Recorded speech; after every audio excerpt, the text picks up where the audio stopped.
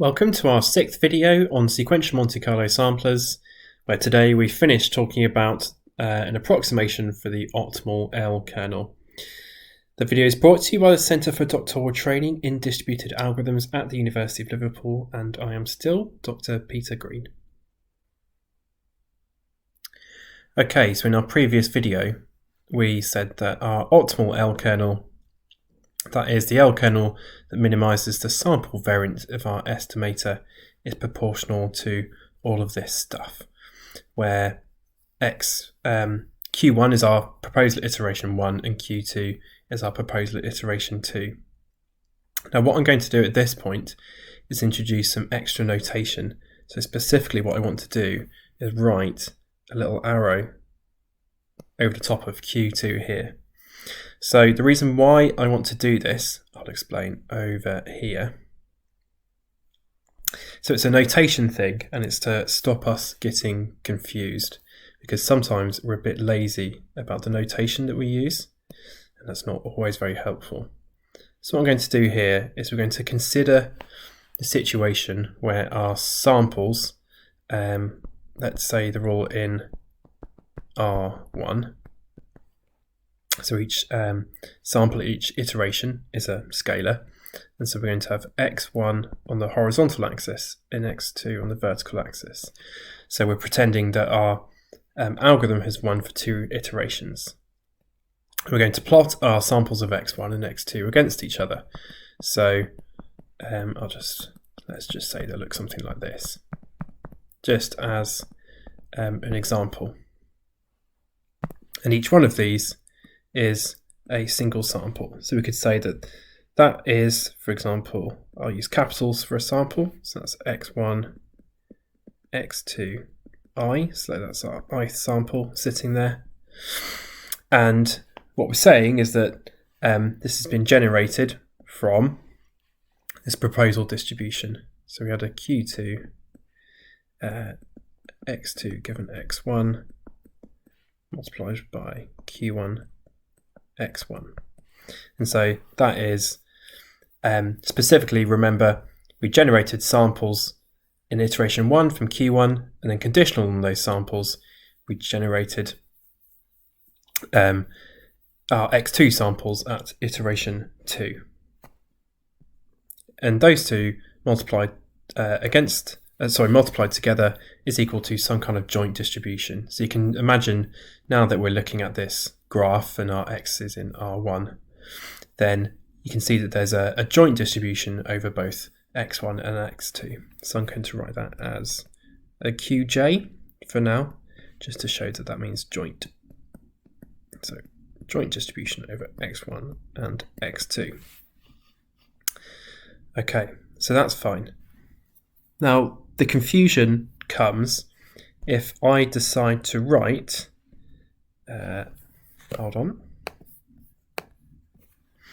if I decide to write, let's say, Q2, but now x1 given x2. So I've swapped over the x1 and the x2, as you can see here. So the argument and what we're conditional on has now swapped. So what does that really mean? Well, that actually means that we have just directly, like I say, swapped the argument and what we're conditional on. Q2 is still the same. So as an example, if Q2 happened to be a Gaussian, so let's say that Q2, where the argument is still x2, let's say that that is a normal distribution, or Gaussian, like I say. The argument is x2, and just for this example, let's say that the mean is x1, and we'll give it some variance 1.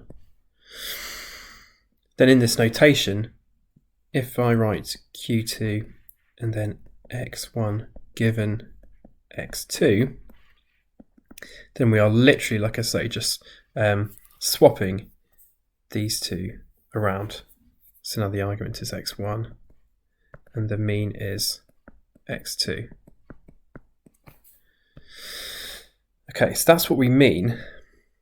However, what do I do if I want to write down an expression for this distribution when x2 is fixed? So specifically, you can imagine if you fix x2 at some kind of value here, then you know that you get a conditional distribution that's, I don't know, going to look a little bit like this. We're going to need a way of writing that doesn't get us confused with this. We can't just write that as q x1 given x2, because like I say, that's just the same probability distribution with the arguments swapped over. And this is where it can get a bit confusing, because sometimes people use this to represent, let's say, q with the argument swapped over, and sometimes people use it to represent this conditional distribution, i.e. q of x1 if x2 is fixed, and the two are different things in general. So that's why we're going to introduce these arrows. So I'm going to put an arrow over q2 here, and it's going forwards, okay, going left to right. And for me, that's useful notation because our algorithm is going forwards in time at this point, because you're proposing new samples x2 based on your previous samples x1. And then that means that I can write this conditional distribution as being q, now x1, so it's still iteration 2, given x2, but with an arrow going right to left. So that is to show that this is different from this. Okay, so it's really important. This is not just q2 with x1 and x2 swapped around. This is a different probability distribution. The argument is x1 and x2 is fixed. Okay, so we can get rid of this stuff now. Don't need that, that was just to make a point, really. So now if we go down here, let's say we know we also have the property. Now we've got this other conditional distribution, so it's still at iteration 2, going backwards. And the argument is now x1. And let's say that here we have this marginal distribution over x2. So you could get that, for example, by integrating this with respect to x1. Now there's also equal to the joint. So that's basic conditional probability rules that we're following there. Okay, so that means that these two things are equal to each other. So again, this is fairly kind of rudimentary probability stuff, but we'll go through it anyway. And then we'll relate it back to our optimal L-kernel. So if they're equal to each other, then we know that Q2 going backwards, so conditional on x2, is equal to, so what I'm going to do is just set, like I say, this equal to this. So we end up with Q2, our forwards version, where the argument is x2, conditional on x1, multiplied by x1, and now divided by this marginal distribution over x2, which has come from here. Now, this probability distribution, we know that, let's say if x1 is continuous, that this must integrate to 1 if we integrate this with respect to x1. So what we're going to do is just write this up to a constant of proportionality, knowing that there's a normalizing constant that we can find for it. So if you look on the right hand side here, you can see these terms are functions of x1, but this one is not, and x2 is fixed in this, in our what I'm going to start calling our backwards probability distribution, or our backwards proposal. So all of that stuff is therefore proportional to Q2 going forwards x2 given x1. Whoops, that should be a q. A q1 x1. Okay.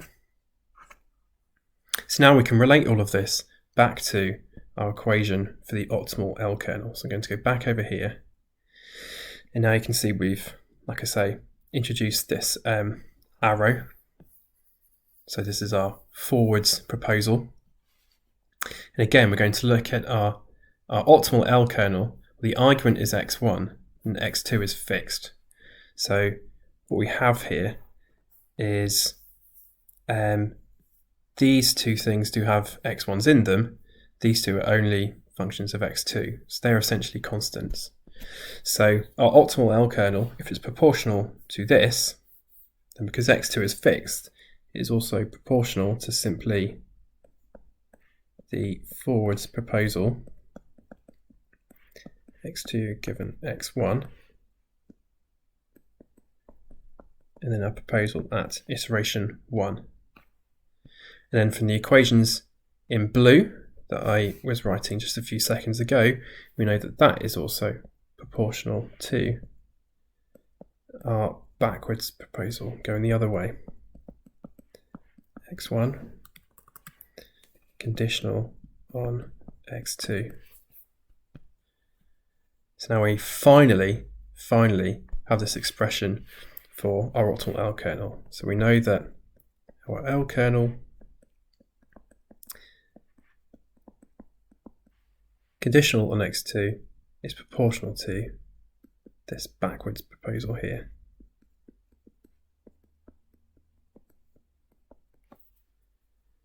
So practically speaking, what that means is if we go back to this picture, if we, at iteration 1, we generate samples from x1, fine, and that is, as you might remember, just standard importance sampling. At iteration 2, we generate these new samples, x2, that are conditional on x1. What you end up with these black dots, is a joint distribution over x1 and x2. And at that point, before we calculate our new importance weights, we say, okay, now I need to set my L-kernel equal to its to the optimal function, optimal distribution, I should say. And the optimal distribution is this backwards proposal, which is, if you think of this as a joint distribution over x1 and x2, then the optimal L-kernel is this conditional distribution where x2 is fixed and x1 is the argument. Okay, so just remove some of this drawing. So we're just left with the samples. So how easy is it to get this optimal L-kernel, to work out what it is? Well, unfortunately, just add in my samples again, most of the time it's intractable. So under certain circumstances, we can get our expression for the optimal L, this backward proposal. So if you just have a random walk proposal going forwards, then you're okay for a while. I say for a while because you're okay until you have to do some resampling, which is of course an important part of any importance sampling based approach. Once you've done resampling, then long story short, finding that backwards proposal becomes intractable. And it's also intractable if you have just more complicated proposal distributions as well, most of the time. You don't want to just be limited to a random walk proposal. So what can you do? So this brings us to basically the what we do in this paper that I'll add a link to for this video. But say if, again, we'll just stay with x being in R1, if this is our distribution of samples from x1 and x2 that we can see here, then what we're going to do is basically just fit a Gaussian over this. And then once we've fitted that Gaussian, then we can essentially lean on well-known expressions for Gaussian distributions that let us get the distributions that arise if if you are conditional on x2, that kind of thing. So specifically what we're going to do, so just delete some of this stuff first.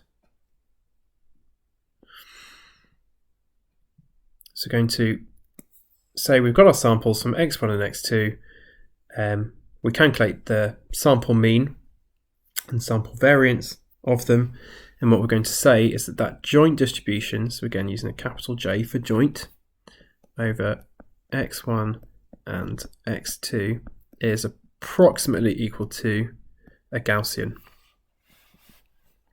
I'm going to need a larger bracket actually, so it's a Gaussian where we're going to write the argument is this vector x1, x2. So again, it's the joint distribution. So the argument is the two random variables, and let's say it's got mean mu1 and mu2, and a covariance matrix is given by. So I'm going to use sigmas. So a sigma 1 1, sigma 1 2, a sigma 2 1, and a sigma 2 2. Okay. So in this case, to match with the picture, each of these are just scalars. However, if x was d-dimensional, then this would be a 2D column vector. This would be a 2D by 2D covariance matrix. So if x is in high dimensions, then you can think of this as a kind of block vector and block matrix representation of the joint probability distribution. And then once you know that, once you've estimated that, and again, like I say, we just do that using the samples. These are just mu1 and mu2 are just sample means, for example. Then we can just lean on these well-known expressions for Gaussian distributions that I won't derive here, but you can pick up any kind of textbook and you can find that that means that this backwards proposal, which is now conditional on x2, is going to be approximately equal to, so the approximation is still because we've approximated the joint as a Gaussian. So the argument is x1, and I'm going to write this mean as mu, say 1 conditional on 2, so that it's different from the mu1 and mu2 that we already have. And so we've got a sigma 1, 2 as well for the variance, where it turns out, like I say, if you get this from a textbook or something, the mean of this distribution is given by mu1 plus our sigma 1 1. The inverse is sigma 2 2, so that's just 1 over sigma 2 2 for this 1D case, but obviously it's a matrix inverse. If you're working in higher dimensional x, then we've got an x2 minus mu2 here, and then the variance is 1 conditional on 2 again. That's equal to sigma 1 1 minus sigma 1 2, the inverse of sigma 2 2, sigma 2 1.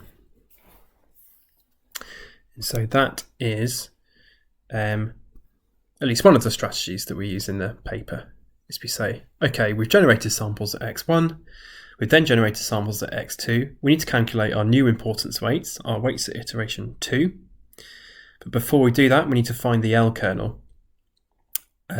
We decide that we can't do it, it's intractable in general, so we say, okay, that's fine. What we'll do is we'll just approximate this joint distribution that's shown in red as being Gaussian, because once that's Gaussian, then we can use our expressions at the bottom of the page here to approximate what that backwards proposal is.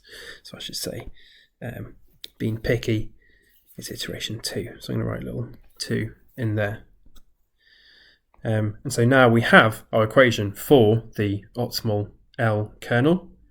And now we can proceed to find our weights, and we know that by using this optimal L-kernel, or I should say approximately optimal because of this Gaussian approximation, then what we're trying to do is we're minimizing the variance of the estimate we get to iteration 2. And then you proceed in a similar fashion for iterations 3, 4, and so on. So now we'll just have a very quick look at the paper, really, just to show how all the maths that we've been through in the videos relates to the paper itself.